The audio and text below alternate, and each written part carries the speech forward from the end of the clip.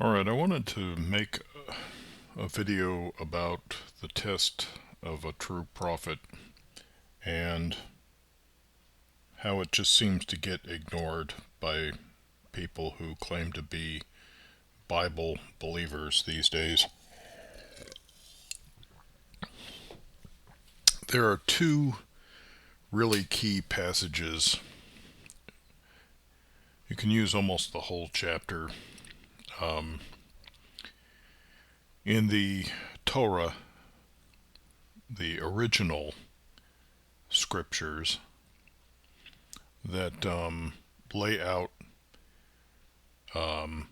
what can disqualify a person from being we'll call it a biblical prophet or an authorized prophet of the deity of the Hebrews or the children of Israel, and then also what a prophet has to be able to do to prove that he's a prophet.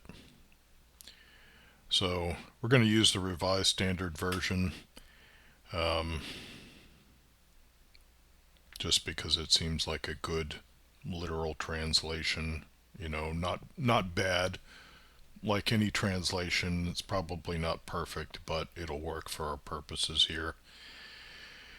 So Deuteronomy chapter 13, and then I'll just provide running commentary, and then we'll talk about this.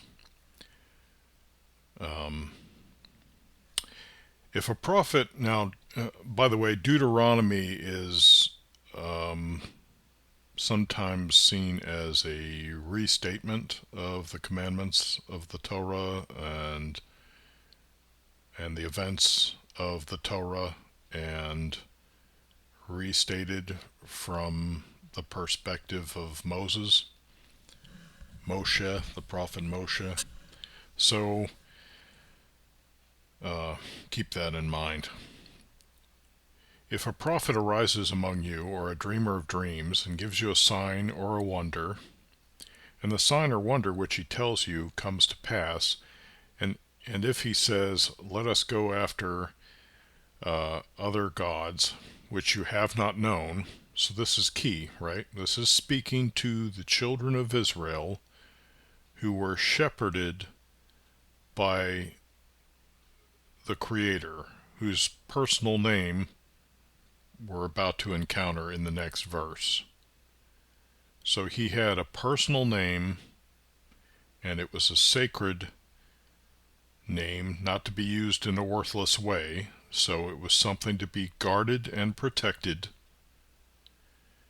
But this is warning that if someone comes along, and it doesn't matter, he might give you signs or wonders, but if he says, let us go after other gods which you have not known, like, it comes along and he says, hey, let's worship, Big Bird from Sesame Street, because he's a mighty god. Who's Big Bird? Big Bird, what's Big Bird done for me? What's Big Bird done for the children of Israel? Why should I worship Big Bird? Let us go after other gods which you have not known, and let us serve them. So this is a person that's trying to persuade the children of Israel to worship a different deity or deities. You shall not listen to the words of that prophet. Just don't listen to him. Or to that dreamer of dreams. For the Creator, and I'm using the word Creator there as a mask. I'm not crazy about the word Lord. But that word there, as evidenced by the capital Lord, should be the tetragrammaton. In Hebrew, Yud, Hey, Vav, or Wal, Hey. So, the Creator, your God, is testing you to know whether you love the Creator, your God, with all your heart and with all your soul. So, okay, so maybe 75% of your heart is given over to the Creator, but then 25% of your heart is given over to Big Bird. Or you devote 75% of your whole being to the Creator, but 25% of your whole being you devote to Big Bird, and you engage in some worship of Big Bird on the side. Big Bird's like your religious side piece. You shall walk after the Creator your God and fear Him and keep His commandments and obey His voice, and you shall serve Him and cleave to Him. This is very simple, very straightforward. It's common sense. It's exactly what you would expect. Now, maybe in pagan pantheons or in a pagan mythos, you might have multiple gods, and one god may not mind it so much if you worship another god, because one god might be the god of weather, and then another might be the god of the home. So if you have some requests to make that are related to the home, the god of the weather may not mind it so much. But that's not how it works in the Torah. And you can even find evidence of this in the prophet Isaiah, Yeshayahu, when it almost seems to be directed at the Persian Zoroastrians, when the Creator says that He's basically the source of both light and darkness, of good things happening to you, but also the source of bad things happening to you. Seemingly bad things, like, I know there are people who are of the perspective of the belief, I guess I'm not there yet, that if something bad happens to you, it comes from the Creator, and the Creator loves you, so it can't possibly be a truly bad thing. It may appear to be a bad thing, but the bad thing may actually be for your ultimate good, So, but that's a side discussion. So we know that this religion is a monotheistic religion. It's one of one deity, that's mathematical one, as in singularity, not as in unity of many different gods who are all in this like superstitious conglomerate working together, so that you really only need to send your prayers or your snail mail to one address, and then there's mail clerks who'll make sure it gets routed to the correct deity once it gets there. But in the meantime, all you really need to do is address your prayers to one address, and and that's enough. It's not talking about unity or community. It's mathematical singularity. There's only one. And we see that here in these words when it's saying, don't go worshiping any deities of any other name that you haven't heard of, that you don't know, that haven't done things for you. So, to continue, but that prophet or that dreamer of dreams shall be put to death, because he has taught rebellion against the Creator your God, who brought you out of the land of Egypt. So did Big Bird bring them out of the land of Egypt? No, it's very clear in the Torah the name of the deity who brought the children of Israel out of the land of Egypt, and redeemed you out of the house of bondage to make you, and this is kind of a key concept here, redeemed you out of the house of bondage. So in other words, don't go signing up to put yourself back into a house of bondage, to make you leave the way. This is the original way, not that other religion, to make you leave the way, the path, the derech. I'm pretty sure that's what that word is there. Just on a guess, knowing, you know, if I have to scroll it down far enough so I can see the way. Yeah, derech. Just, you know, knowing what the Torah is talking about, sometimes you can just guess at what the word is in Hebrew. So, he redeemed you out of the house of bondage to make you leave the way in which, or rather, this dreamer of dreams may try to make you leave the way in which the Creator, your God, commanded you to walk. So you shall purge the evil from the midst of you.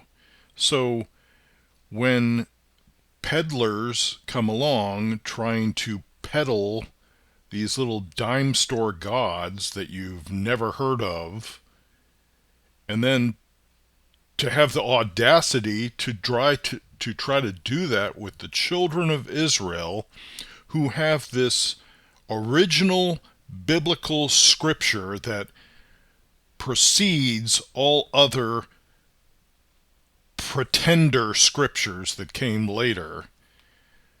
How can you miss or even ignore these fundamental passages to your whole people's culture?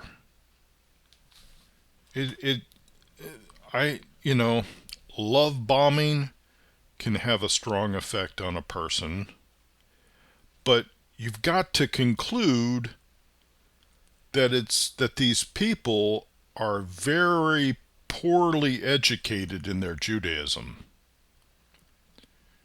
So these missionaries, they target the stragglers just like cowardly Amalek did.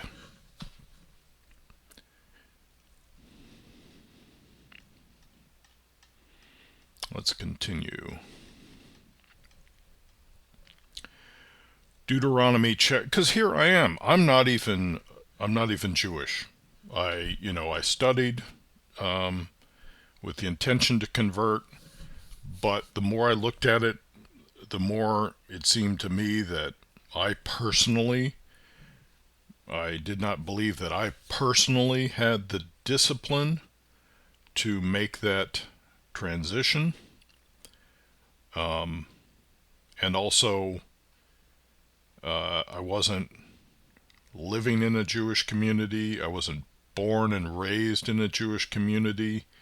So there are various aspects of Jewish thinking and Jewish lifestyle that are still admittedly pretty alien to me. That is, they're very different.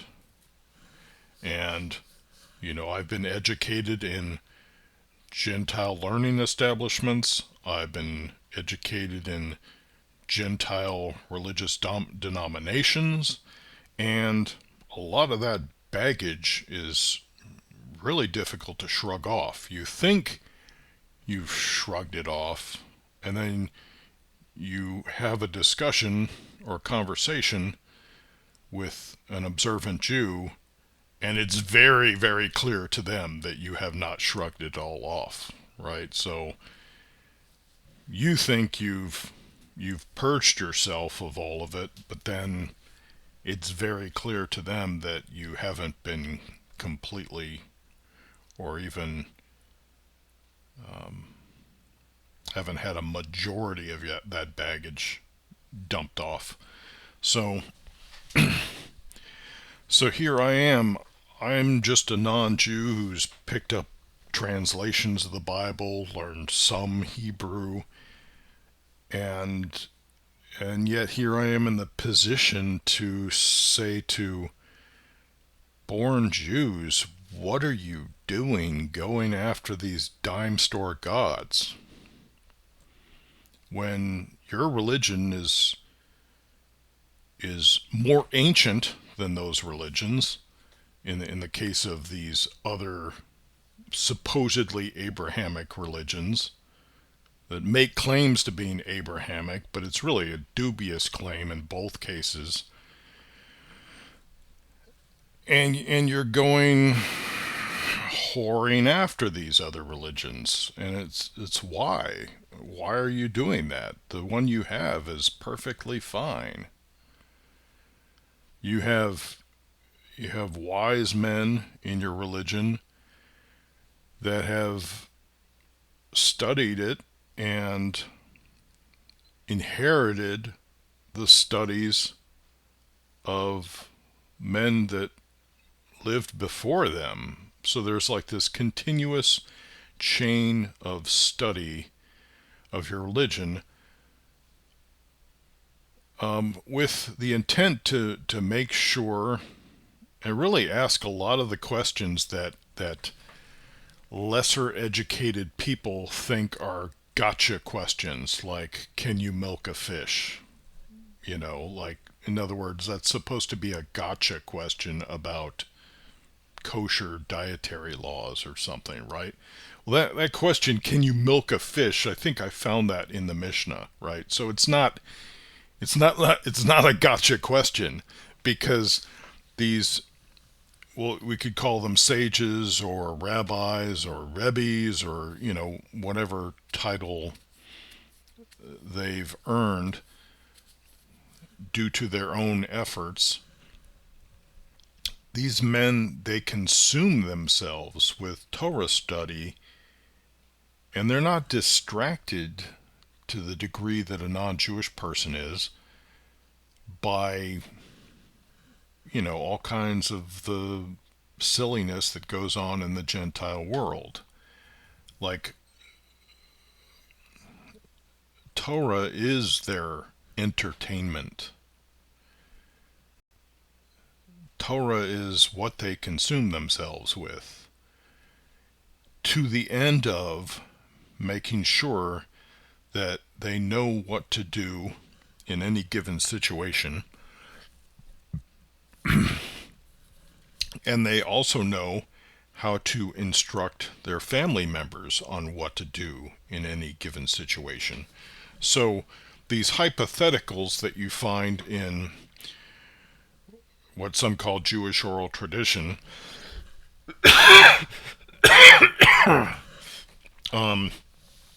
which, we have that recorded in text, so that what was oral tradition is written down to some degree. I don't know if you could say that all Jewish oral tradition has been written down. I know that there are some, like, sayings or opinions or decisions, I think they're called baraitas, that like maybe didn't make it into the Jewish oral tradition uh, that's come down to us, I think is the right way to say that. So there may be scraps that ended up on the cutting room floor, and though it may be that some of the oral tradition was left behind. I don't know. Maybe it's a heresy to even say something like that. I don't know. But anyway, it's not, ask a rabbi, I guess, is what I'd say about that. But the point is that these men, they've made it their business to know the Torah and to be able to instruct others about it. Now that requires a great deal of study.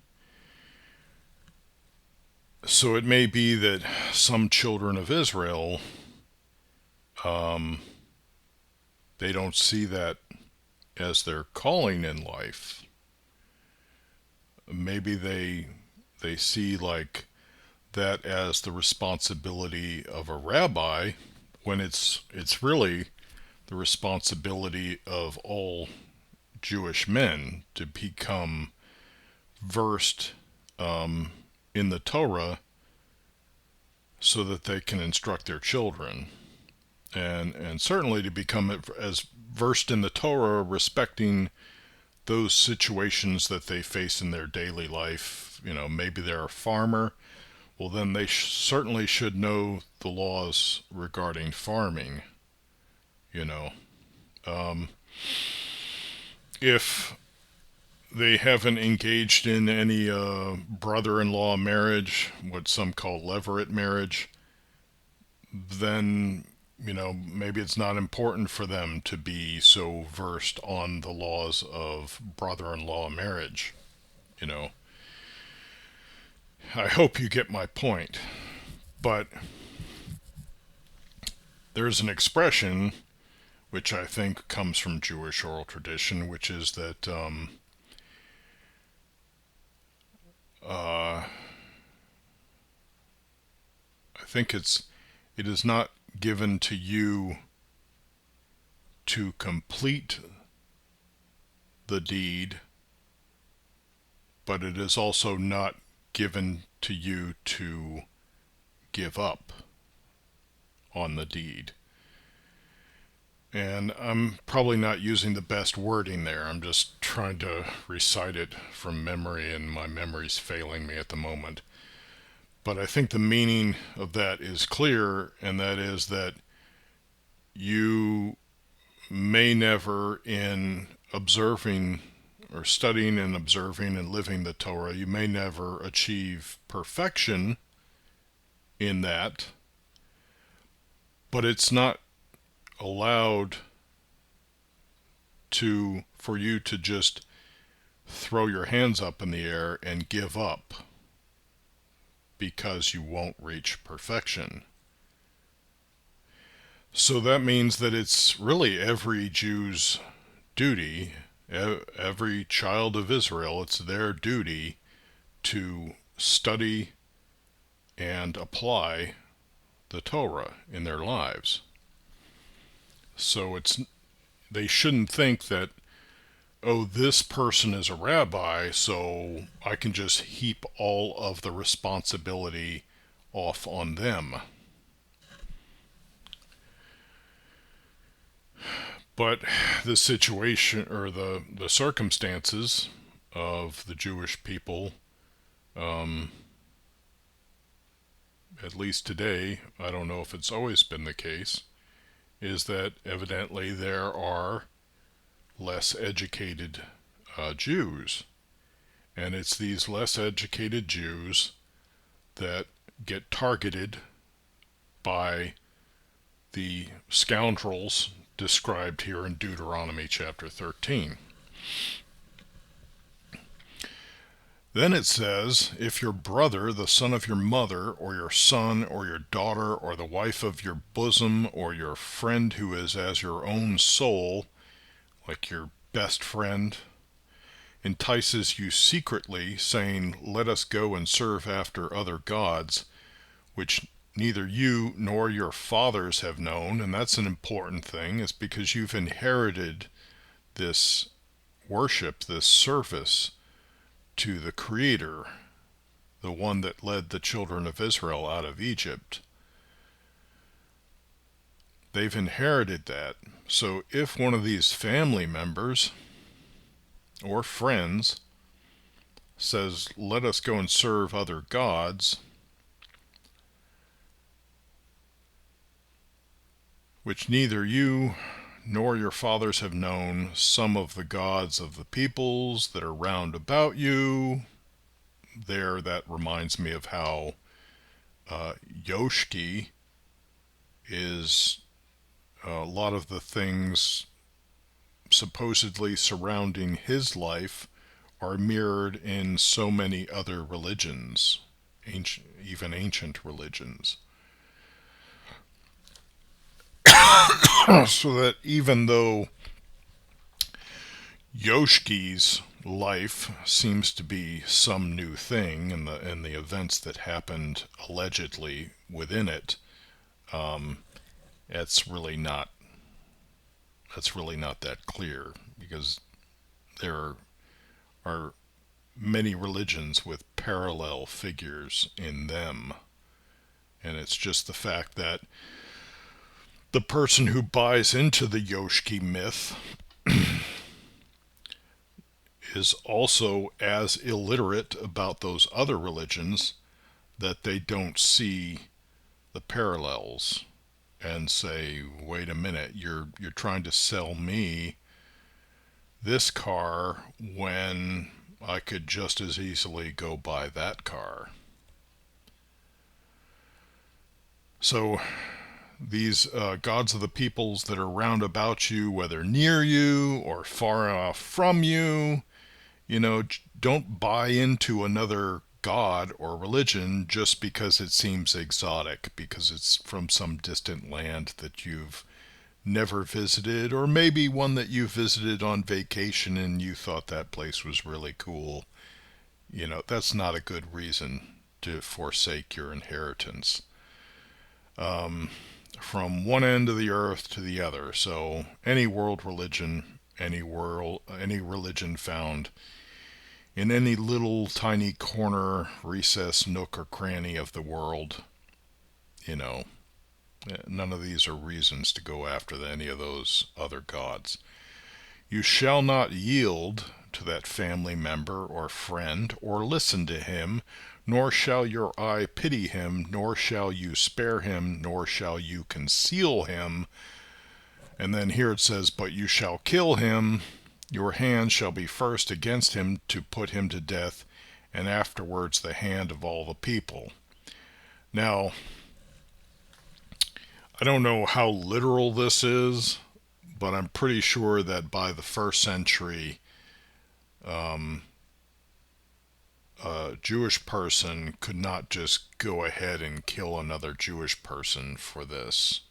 That it had to be a court, before the Sanhedrin, and it had to be proven with witnesses that the person attempted to do this, and so forth. And then there's even, I think, the fact that the person would have to be warned about doing this before they could be executed for doing this. And these might be some of the reasons that missionizing in Israel happens today, even from one Jew to another. It's because there's also the commandment about loving your fellow Jew. So, there may be some balancing that's going on there. Anyway, it's certainly not my position, or place rather, to rule on this. As a non-Jew picking up this text and reading it literally, it would seem to me that you would almost take like a jihadist sort of zeal and execute impromptu justice against the person. But really, we can just look at Gaza or the West Bank and see what kind of donkey chaos that can lead to. So,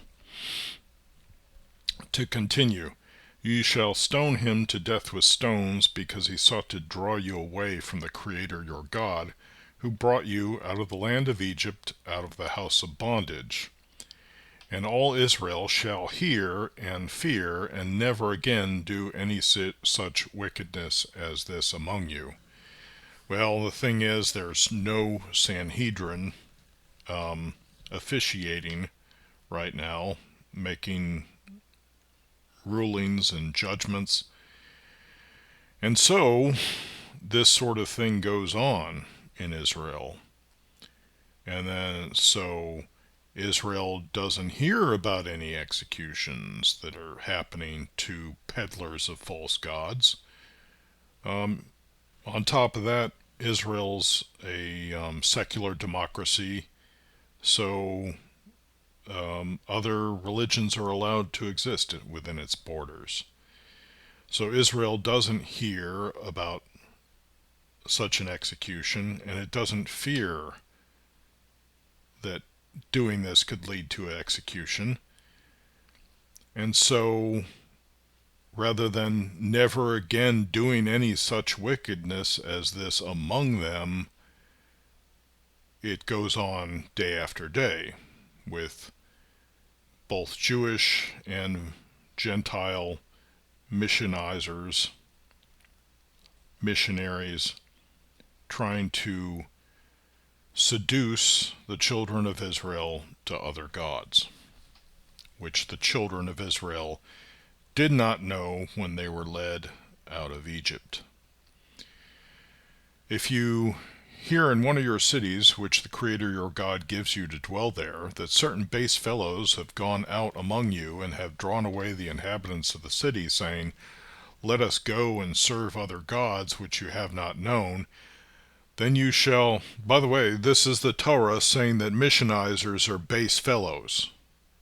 That current missionizers in Israel are base fellows.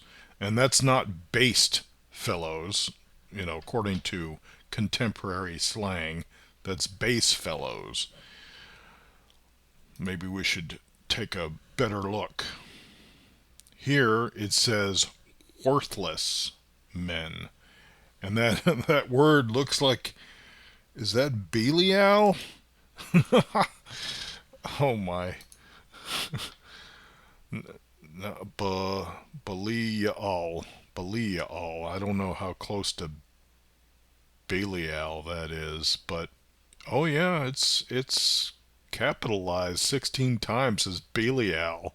That's like a synonym for Satan. In early Christian literature, at least.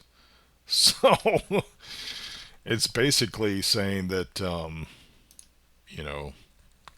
Christian missionizers are Satan's. But I think it has something to do with, let me take another look at it. I do like the translation worthless, though. But,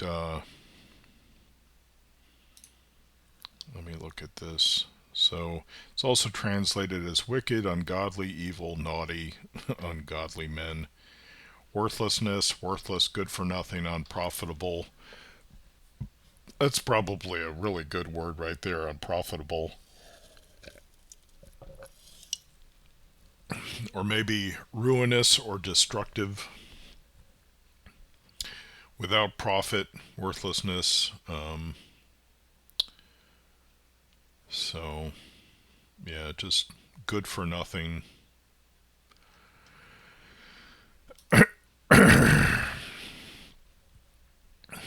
Let's see, where was I? I have to go back to 13. So, then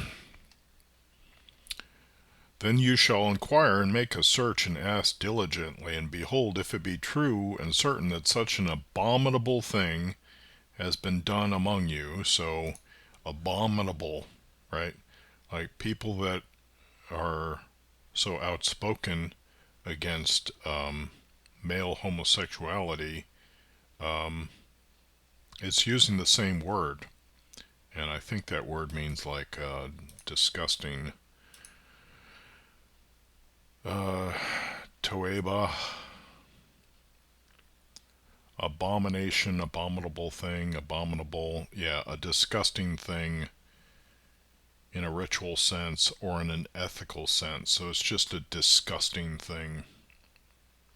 Really, I think some meaning gets lost using the word abominable these days, because typically abomination these days it seems to carry the connotation of like some kind of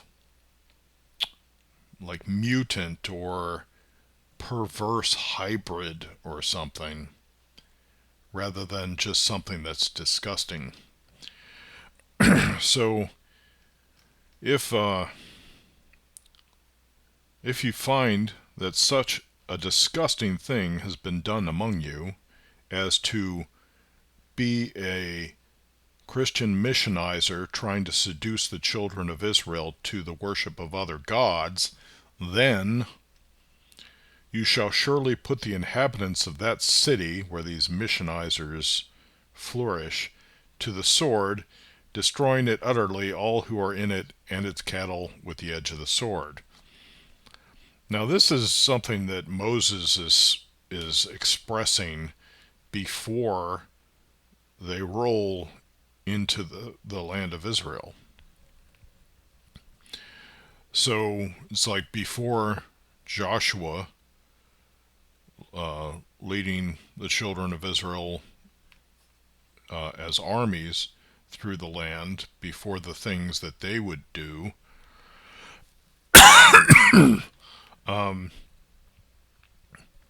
And I don't know how often this actually happened in the history of the children of Israel once they were in the land. It's kind of like the execution of one's child, right? There's a law about that. Is it that if a child reviles or insults their parent, then they should be executed? But it's and it's also like an eye for an eye, tooth for a tooth. It's something that's in the Torah, but it's something where it's questionable whether it was ever carried out in the literal sense. Because despite these seemingly violent directives, it's also true that in Jewish culture, the individual life is highly valued, and especially family and one's children. So you wouldn't just go wantonly or nonchalantly executing your child, for a reason so easily like that. So